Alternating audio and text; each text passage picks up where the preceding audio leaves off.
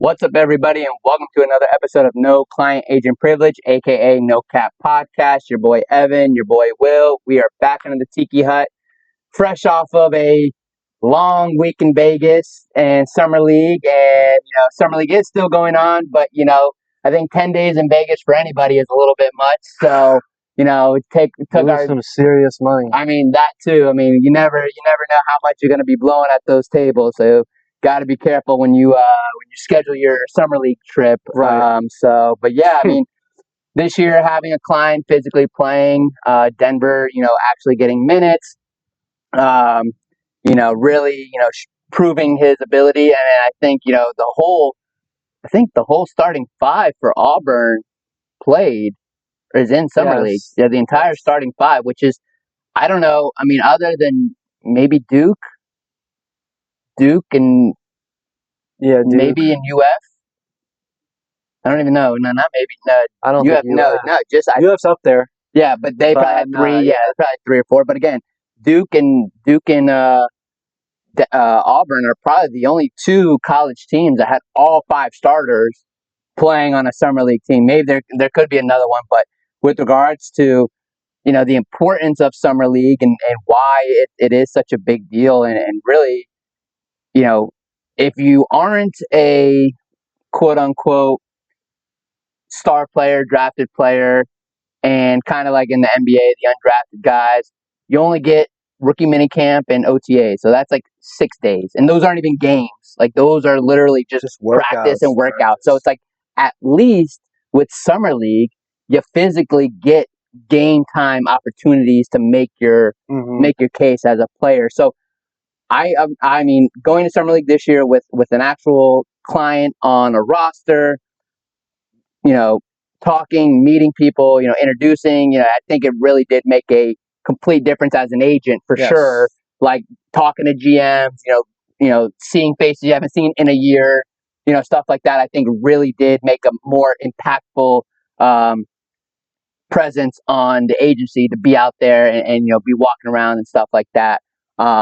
Busy as ever for those of you that have been to summer league. It's nonstop meet, shake hands. Hey, where are you in the arena? Oh, are you out tonight? It's just private parties. Who else had a party? Adidas had their own party. Things like that. So we're like, you get a text at 11:30. Hey, be here by 12:31. So you can get in, and then you end up staying there till 4 a.m. It's like, that's Vegas for you. So, just always something when it comes to summer league, and again, trying to just be all around. Also, the Sphere experience was awesome. Denver and I did that before I left. Oh, that you was did? Sick. Yeah, that was sick. Yeah, that Sphere is awesome. Like, it's mind blowing. Like, Oh, wow. I mean, I've never seen anything like it. That's cool. Yeah, you guys go in it and shit? Yeah, we did. There's the movie After Earth? Yeah. There's like an After Earth type, like, experience. I saw someone that just did it. It's like you take picture like a postcard kind of? Yes, it's called Postcard from Earth. Oh, okay. So it's pretty cool. I mean, literally, it's just amazing how they did it in there. Right. I wish they had a better concert when I was out there. It was actually Backstreet Boys. So really wasn't my cup of tea. You know who was there though? Who? I want to say it was either Scotty. I think Scotty Barnes was there at the Backstreet Boy concert. No, or was it Josh That makes Minot? sense. It was either Minot or Scotty, one of those two guys. But I was just laughing because I was like, y'all too young to know them. Like, they were probably already retired by the time Josh they were wasn't playing this year, right? No, I don't think so. No. So, but just laughing in general because with whoever, and that's another thing. All the players that are there, like all the like you just said, the non-playing players, crazy. I mean, I feel like last year there were a lot, but like this year everybody was there. Like everybody. I mean, there was a kid I saw on Instagram that like took so many different pictures with different players. I'm telling you, everybody was there. And like the one that I thought was the funniest was OG Anunoby had like a hoodie, a hat, hoodie over the hat, and sunglasses, and the kids still knew who he was. Hey, good on him. Yeah. Hey, good for him, because it is so hard. Even just regular people like trying to like even for me, I'm walking around, pit vipers on, hood on, hat on, And I've had people come up, Evan, is that you? I mean, obviously I've got, big red jacket that says Law for Sports Entertainment above me, but like still without seeing that, you're just seeing a guy walk by in a hoodie and hat and glasses, a normal guy, and the credentials, they're small. Like they're, you gotta like, oh yeah, okay, I remember you now. Like I gotta look at it. So, but yeah, no, Summer League is great. I think it's one of those events, even if you don't have somebody playing, you got to be at. So, yeah, hopefully next year, let's double up the client basis and keep doing it year after year. So, Absolutely. Keep going. And then on the regular NBA side, Dame, and when we just talked about this last podcast, Dame, getting released, now just going right back to Portland. So I hope he didn't sell his house. And I don't think so. I think I hope. his wife and kids are still there. Yeah, I was gonna say, why would I? I mean, because there was that whole feud about how Milwaukee wasn't letting him go back home to rehab or something like that for his, his injury. But yeah, I mean that's at the. I believe that is a team discussion. I don't think he ever moved his wife or kids out to Milwaukee. So they tried to win a championship there. It didn't work out. They obviously kicked him to the curb. Basically, yeah. But it is a nice homecoming for him. Maybe he retires there at this point. And I think so. I mean, pair him with the Hanson Yang, who's looked promising in summer league, and Drew Holiday's there also. Yep. So that gives Drew something to look forward to. Got some young bucks. You got Scoot over there, and still learning, but gives Portland time to have like one more year and do their thing, like grow. And then Dame comes back in, and even on the team side, Dame coming back is definitely going to boost jersey sales, ticket sales.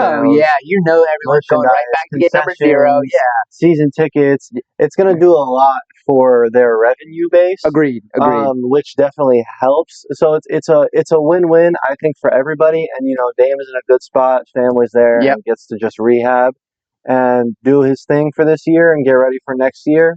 So this coming year, 25, 26. Get ready for 26, 27. And maybe they'll be poised to make a run at that point. Right.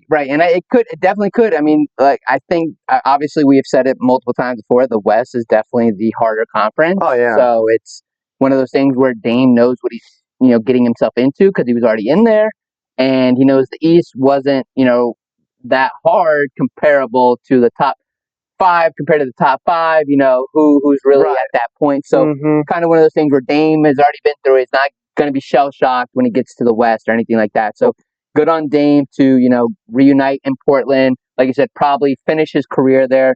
Hopefully, the Achilles injury doesn't destroy, it's one of those injuries where some players just never come back from healthy. So it's like you hope that the rehab and the ability to come back stronger is there for Dame. So, absolutely. And again, Portland's core, even with Clegane and my Israeli brother Denny, like they've got some good pieces, with regards to the ability to really do something. Yeah, I don't disagree. It's going to be obviously it's the West, like Pelicans type right now, where they have some young talent. Right. They're trying to really put the pieces together. Yes. They've had some down years, obviously. Right. Although, the Pelicans did make the playoffs 2 seasons ago. Right, with CJ in there. So, they still had to get through the plan. But the Portland there's a lot to look forward to. Agreed. They have a good I think it's a really good fit. It's not like Dame is like 38 years old. He's still relatively young. Yeah, I don't know. Yeah, right. Like he doesn't not have like only 2 years left. Like if he really wants, he can go another 5 to 6 years. Right. So again, health and durability comes into the next equation, and that's really the next question is, will he be able to go those 5 to 6 years that he wants to play out in Portland? And then that's really going to be, I believe, like Scoot will be in his prime, Denny will be in his prime, like a lot of those young guys. Scoot needs to kind of to progress. Get better. Yeah, well, that's the other thing. That's what I'm saying. Like, hopefully, like those guys that are young and still growing, and their basketball ability gets to the point where when they do make playoff runs, they'll be ready to, go against the OKC teams that'll be seasoned playoff teams now by that time for sure. So Drew and Dame being there will help the younger guys. Yes, agreed. I mean, that's the idea. Keeping them together, growing them. Yeah, and I think that there's a good storm brewing there over in Portland. Agreed. But you make your way down the West Coast to Los Angeles. The Clippers just signed Bradley Beal. Yep. 2 years, 11 million, $5.5 million a year. It's kind of a steal. Yeah. Well, and the buyout from the Suns. So it's not like they even traded or anything. Right. Like it's and then come on now. John Collins joined in that. What was it? The three team or whatever. Yeah. Between Kevin Love, the Jazz, the Heat, and the Clippers. So you add. But JC is a local guy too. Right. JC's from here. Palm Beach. Yeah. He went to Cardinal Newman. Yeah. I mean, so you add him, athletic, lob threat. Yep. The Clippers, in times past are known Lob City, baby. Maybe bring a little bit of that back. Possibly. If Beal's running the point or even at the 2, I mean, you got somebody who can really, do damage on all 3 levels with him. So he did have a little bit of what some would say a down year last year. Who, Beal? Yeah. Yeah, of course. I mean, I think between him and KD, I don't consider they both. I wouldn't say they both had down years. I just say they wouldn't have up to par years. Sure. Like to their standard, they would have probably been, if they were like a role player, it's like, oh yeah, they had a great year. But because they're superstars and supermax type players, that's just not one of those years that they would probably look back on and be like, yeah, we should go watch highlights of my 24 season. Right. And I think losing Norman Powell but replacing him with Brad Beal is definitely better, especially if we get the Brad Beal that we've seen. From Wizards days. Right, Wizards days. And then, do you think the Clippers have a chance to be the best LA team this season? Yeah, I mean, I can't say a toss-up at the beginning. I can't say yes or no, only because, I watched, at Summer League, I was working out with Kawhi, and, I guess, watching Kawhi work and, be as strong as he is, you just wonder, how does he get so injury prone? He was throwing up some good weight. He was, doing Bulgarian split squats with, some decent weight. So it's not like he's, fragile or weak or anything like that. So just like that sometimes. But I'm saying, so, to say, what LA is going to do, can they just stay healthy? Yeah. I mean, this is probably, I feel like maybe Kawhi's most healthy. That's a good point. Because the healthiest he's been since for a while. San Antonio? Basically. He hasn't been the same since he left San Antonio, really. What's his name? What was his name? Oh my gosh. Zaza Pachulia went under his feet. He's never been the same since then. Because Kawhi was never really that injury prone. No, never. Player. And obviously it's a joke. I mean, he had some tweaks. I know. He did have some tweaks in San Antonio. Sure, I remember sitting down a few games. He was younger. So, that too. And maybe good point. And it was funny. I'll tell a funny story about Kawhi, because when I was coming in, I was wearing a big New Balance shirt, and of course he's he's the face of New Balance. We got now. So it was funny because as I walk in, he goes, "Nice shirt," and he sounds exactly like you would think that he sounds. And I was like, "Thanks, Claw," and that was hilarious because he was just getting stretched on the table. Yeah. And he's like, as I'm walking in I'm going to stretch too. He just goes, "Nice shirt." And I'm like, oh, I didn't even know he was getting stretched right there. I was dying laughing. It was so funny. So shout out Kawhi. Nah, he was getting stretched and stuff, but it was just funny because as I came walking in, but it was also he doesn't have social media.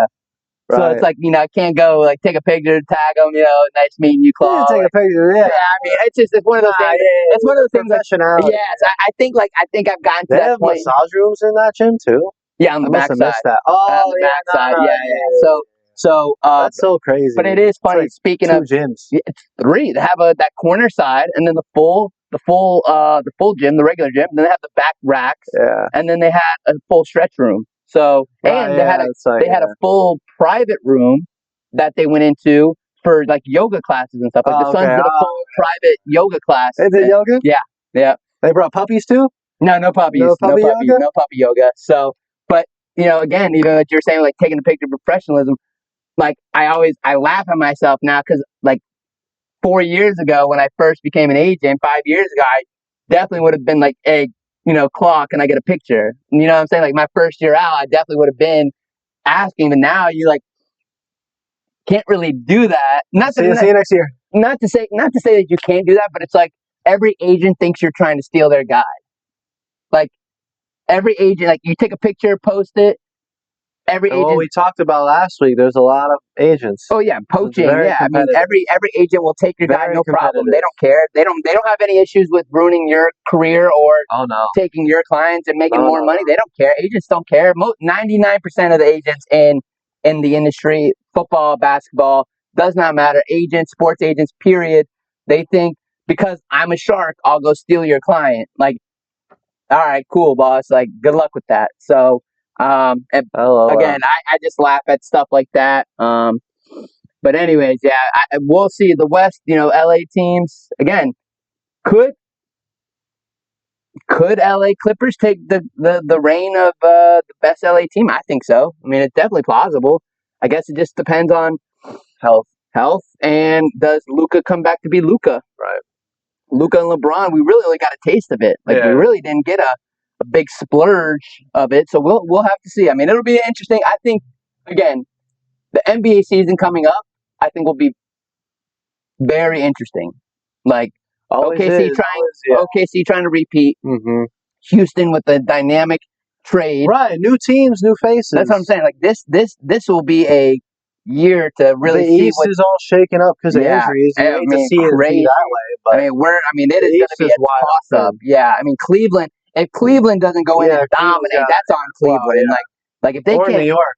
Yeah, New York too. If they can't go in and dominate Celtics, dominate Pacers, that's on them. Right. Like that is all those teams like on their own personal issues. Mm-hmm. So I wanted to firing a coach. Get into real quick. I know it's not one of our topics, but if you had any insight, because I know it was talked about at Summer League, expansion.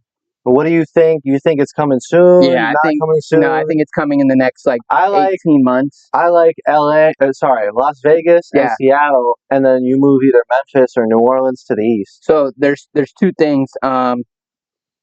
So I guess the NBA is already looking at Las Vegas. So that's kind of like if they're already looking,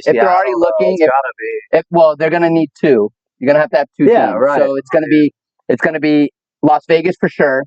It's gotta be Seattle. And you move a team to the east. But again, even if you do 16 apiece. Yeah, that's fine. But the thing is, with changes for let's say Seattle, the thing is, why would we have moved the team first of all and give it back to the city? Like I just feel like for the because NBA, it wasn't the fans that wanted. It was a business move. Yeah, right. But that's what I'm saying. So who? The fans, if you take surveys or polls, whatever you want to do, and to the city of Seattle, and you're like, hey, this is something that interests you, right? And the overwhelming majority, at least 60%, say yes. I don't see that being the issue beforehand. You know what I'm saying? Like, but that's what I'm saying. Like, it wasn't the fans' decision; it was the owner's decision. No, I know. But what I'm saying is, the ownership of the next team, I don't think looks at Seattle as like a non-fan based team. Like I don't think that they think that we are not going to sell tickets and stuff. I just don't know what the business decision, what the profit margins are. Like do you have to go in and the stadium that they used to play in?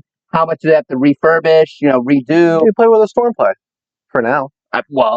So you're telling me that you can't sell out more tickets than the Storm? Of course you can. So that's what I'm saying. So why am I going to Why am I not going to spend an extra $1 billion to just create my own arena? If you need a team right away, I mean, 18,000 for an arena is not small. What's look up the Inuit Dome? I want to see the new one because that's supposedly smaller capacity. See, same thing as Seattle. Okay. So that's the thing. So but see, that's what I'm saying. Fine. That's the newest stadium. So it's like if that's the case, then so be it. Then play at the Storm. That's fine. Yeah.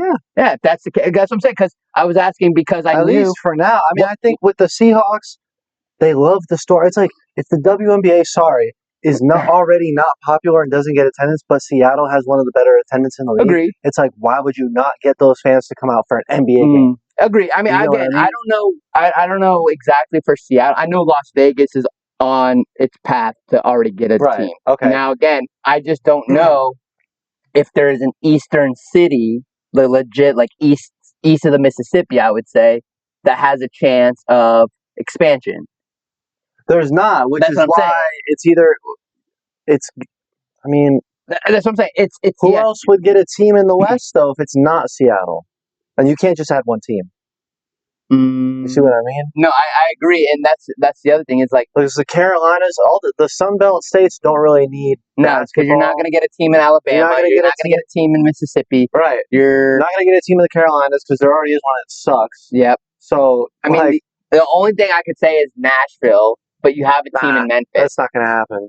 I don't know. That'd be the only team east of the Mississippi if it is two Western teams. Then yes, who goes to the East, Memphis or New Orleans? No, New Orleans.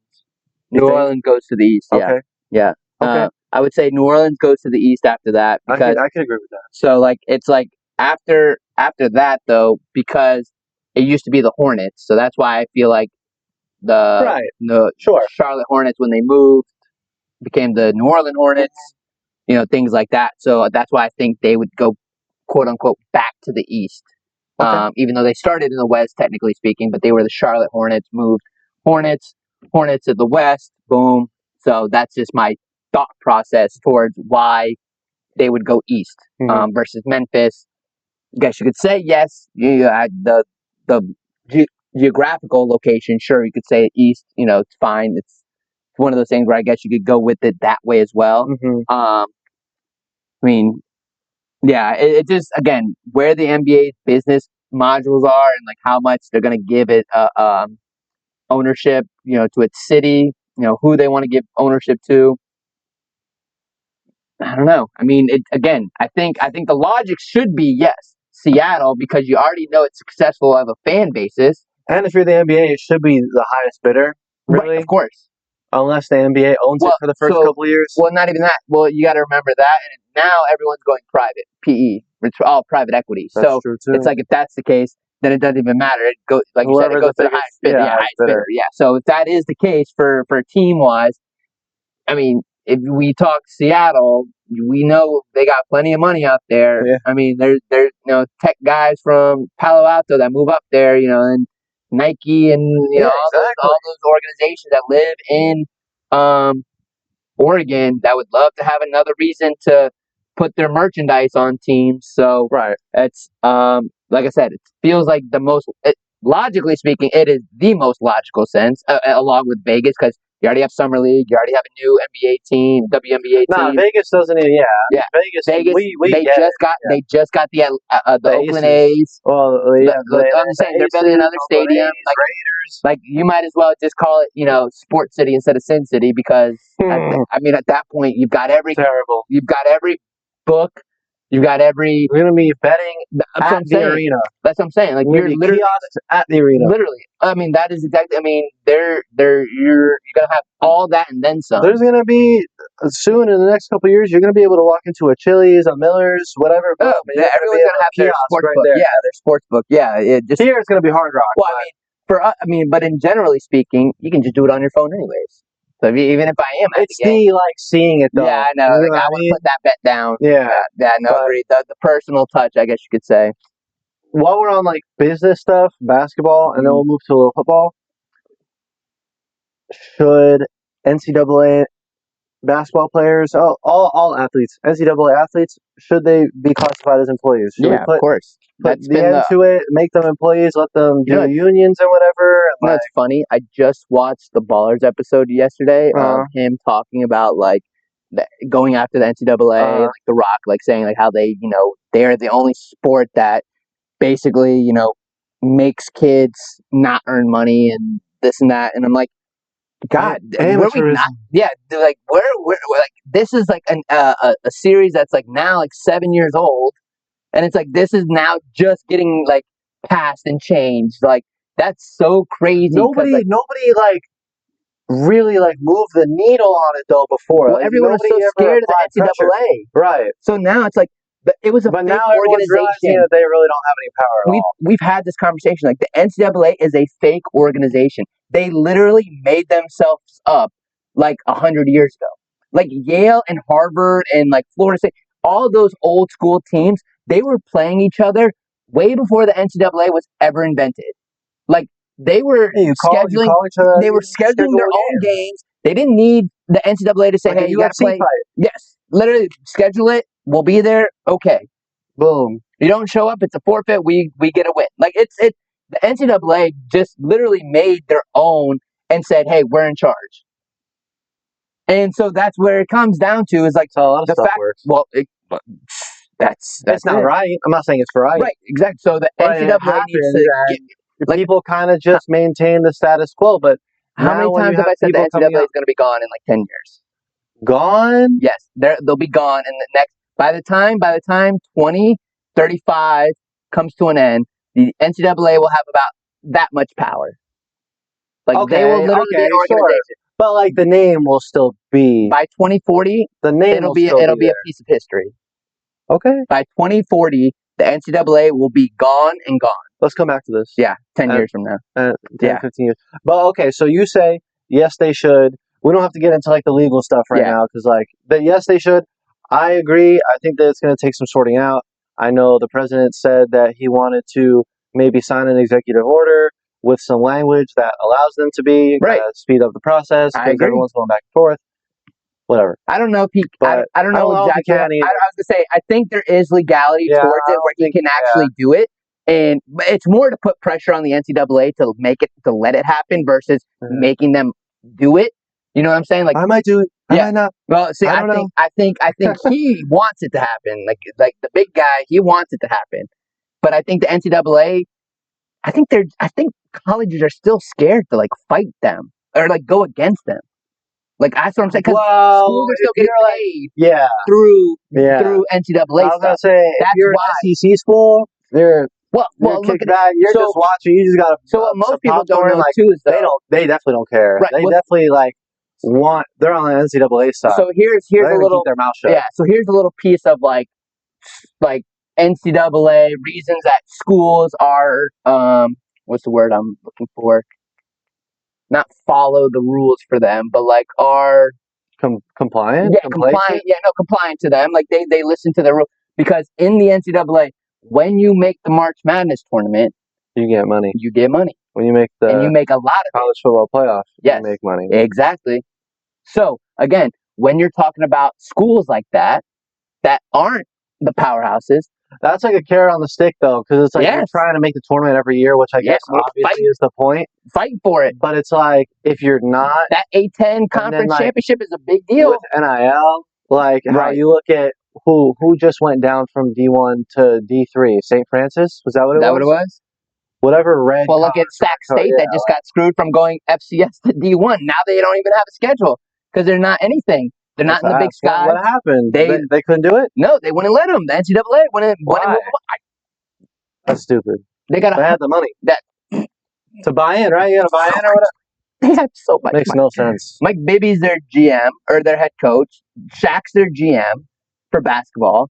Right, in football, they had a really good team. They had a really good team for FCS last year. So again, and they got the Rashad kid from Georgia. Makes no sense. The NCAA again. So at this point, those schools that are at the whim or at the mercy of the NCAA, it does hurt. Like, especially if you don't have the donors to the NCAA, say the NCAA is gone by 2035, 10 years.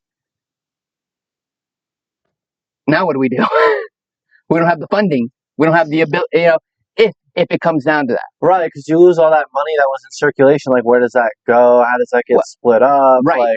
The SEC schools, again, will be fine because they just have so much money. But it's like, that was the whole reason why the NCAA was kind of put in the place in the first place when you go back to it. Actually, because, the big schools were getting all the money and the television deals and all that.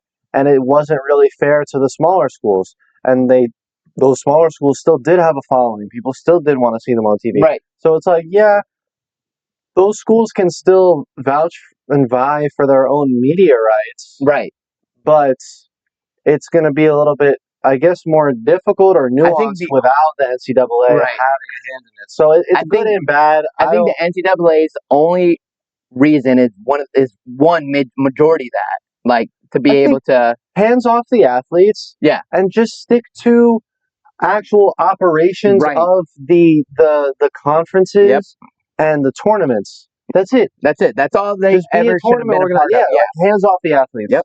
Agreed. And we can leave that there, I think. But a little bit of football.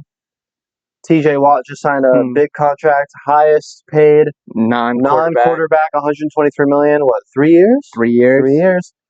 And that's almost as much as J.J. Watt made his entire career off contracts. Obviously, endorsements. I mean, yeah.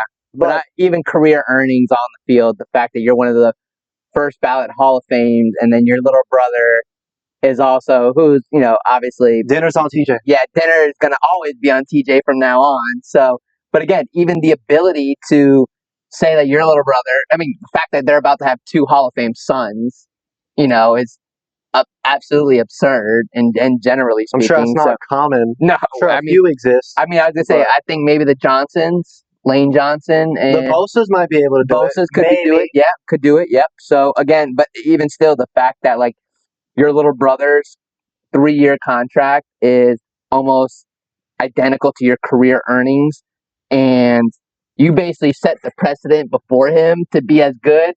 You have to be as good as me to earn this money, and now I guess you could. I'd have to go back and look at the numbers to see who's actually better. I mean, TJ's younger though, so I mean, yeah, still time for. I think TJ JJ's still probably better. I mean, statistic wise, right now.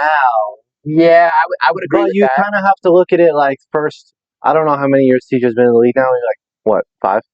No, TJ thinks this is year 6 for him. Oh, so okay, so yeah, because this is you'd have to look through 6 years. Yeah, I mean, JJ only played what, 10? Yeah, that's it. Only 10. That's crazy. On that note, I mean, Mike Williams just retired. I mean, we see this often, though. Yeah, I think it's become more frequent. Players get the bag and they retire early, but those are the ones that actually save the money. Well, that too. Like because the athletes don't. I think, but also not only not saving money. I think some of the guys have a hard time getting rid of the itch. Like, even though they don't have the same step, it's just hard for guys to just be like being content. Yeah, I don't want to play. I don't want to do anything anymore. I want to move on with my life. It is very, very difficult for most guys, especially the guys that have not a lot of interest or not a lot of hobbies to go off of. Like if you have family, that's probably a good start. Like say your kids were young when they were growing up. Now they're in Pee-wee ball or they're in high school. And, you got things you can actually get a part of. So you got to be ahead of the curve and not it sounds unfortunate, but not have like an injury that might even like debilitate you outside of the football field. Agreed. If you make the money and you're good and you're content with what you did. Exactly. Great player though, great player. I mean, Luke Kuechly is a great example of that. He, not to say he didn't make the bag, but he made a great amount of money. He figured linebacker. Oh, Luke Kuechly, linebacker. So it's like for him, like the ability to make the money he made, be the player, Panthers, right? be the player that he was, and then look himself in the mirror and know he has plenty of years to play, but just be like, you know what, I'm good. Right. Like that I think is the hardest retirement to truly. And again, Mike being 30, I mean LeBron is what, 41, year 23, still going. That was a little bit different. I know, but it's a special case. But I agree. But I'm just saying, generally speaking, the 10-year guys that are able to go from, let's just say 23 to 33, that's still special. Like it a lot of guys don't make it 10 years in either of those leagues because of the fact that they're just not making it 10 years. The average for the NFL I think it's like 3. Three and a half. 3.5. I think the NBA is 2.5. But the majority, so they don't even make it to that second. It's not because of or not because of age or ability. Sometimes it's roster moves. Most of the time, it's mostly just because you just get shuffled out. Yeah. You're just not to say up to par, but sometimes just you don't keep the same gas, I guess, or you don't have the same. Maybe you don't have the same drive, and they see that. I guess. I mean, it's a lot of things that you really look at it from. I mean, I think even if we want to just say 3 to 5 years, those are your averages. Make it or break it. Yeah, your averages. Like if you don't make it past 5, that's a solid career for sure. But again, that second contract, which is year 3 or year 4, depending on, the sport, it's one of those things where if you're at that point in your career and you make that second contract and you finish out your career wherever it is that you're playing, even if it's a 2-year extension after that 3. So if you make it to that 5th year, you're not done with your money and you were smartly financing it and financial spendings were very minimal, you should be set for life. Right. You should have generational wealth because that's just the average of, decent contracts in both leagues. Stock market's open 5 days a week. Well, that, and if you're smart in general with your spending, which is to say that you're not going out and spending 10 grand on a watch. Throw it in a CD even. I don't care. Dude, honestly, 4%. Odell did it the smartest way with his Bitcoin. Good for him. If I'm telling my clients from now, I want a chunk of my contract in Bitcoin. Sure. Like I'm honestly that is going to be one of my recommendations for clients, to go to the team and say, hey, I want 25% of my contract in Bitcoin. It's a little difficult to turn into cash, but yeah. But that's fine though, because at the end of the day, my investment in those 5 years, if obviously Bitcoin, continues to proceed so at about this rate, 18% a year. That is a wild. That is a wild number. That he had when he bought it, yeah, to now average 18%. Yeah, stocks do about 12 a year. Yeah, that's huge. So, again, that is one of my. That is a business advisory. I would say I would preach to my clients at this point, because it's not money now. It's not, you're not looking at it as money now. You're just taking that 25% and just holding it. Yeah. And then you take the other 75 and do what you need. There's wrong with that at all. No. You don't need you shouldn't need 100% of your contract. $50,000 chain. No. No. You don't need 100% of your contract either. Yeah. But no, I'm saying you don't need to spend 100% of your contract. But yes.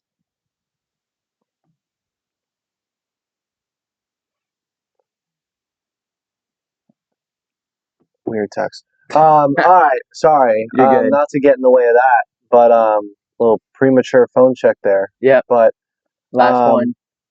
You got any final thoughts that you want to close out on? I think everyone takes joking too seriously still after watching the ESPYS last night. I still think it was a little stiff crowd. Yeah, literally, it's a comedian hosting, doing jokes. He probably didn't write a good portion. No, he didn't write. He literally said he did not write most of those jokes. So then that's fine. And again, that's not what most comedians don't write their own material anymore. But that's the same with artists. They don't write their own songs anymore.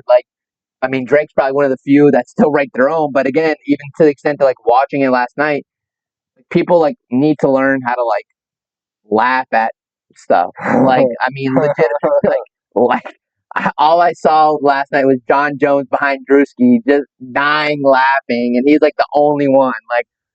It's one of those things where it's people need to take. He's obviously joking. He's obviously a comedian.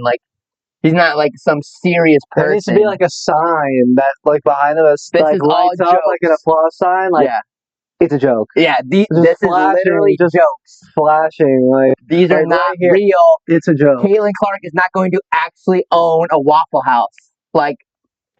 It is a joke. That's one of those things I think society. I think the one that Peyton did was really funny, but a lot of people didn't think so. Which one is that? I missed that one. The one Peyton Manning, he did. He had a few when he did his 17 or 18. Yeah. After Russ and KD split, when he made that one joke about Russ and KD or whatever. It's KD. I love KD if he ever sees this, but he's a little. He's not a ha-ha guy, though. Yeah, exactly. He's not a ha-ha guy. People on Twitter, he got his burner that he don't care. Multiple. Yeah, so that's kind of one of those things where it's some people aren't like that. They can't take a joke, and I understand that, but after watching the ESPYS last night, it's still just one of those things, and I think a societal thing. People just need to learn life's not that serious. Right. Legitimately, the fact that people were butthurt about some of those jokes, and some of them were outlandish. So it's and then you get the people that are ain't shit funny. Yeah, even some of the people that were in general, that's how they live life. Well, even the SGA joke, people are oh, that's not that funny. I'm that's actually hilarious. It was kind of funny. Like I don't know how to tell you that, but that is actually hilarious. They're like that. I don't think his brother thought it was that funny. No. I think SGA got a little laugh out of it. Yeah, that's what I'm saying. Like his brother was next to him, just. Yeah, I mean, again, that's kind of one of those things where it's like he's not roasting SGA. Like SGA just won a world championship. Like, do you think SGA really cares what Shane Gillis is saying about his foul troubles? Like, no. Like SGA is gonna take it and laugh, and like he won his award, and you know, it is what it is. Like, it's not that big of a deal. People like laugh, enjoy life. Like it's too short. So, yeah. I mean, but other than that, I think again, kind of one of those things where we have those events and awards, and hopefully one day we'll be at them, invited to the red carpet, stuff like that. So, yeah, but another episode in the books. We'll get out of here for the rest of the evening, and we'll see you guys next week. Your boy Will, your boy Evan, for another episode of No Client Agent Privilege, aka No Cap Podcast, and we'll see you next time. Peace.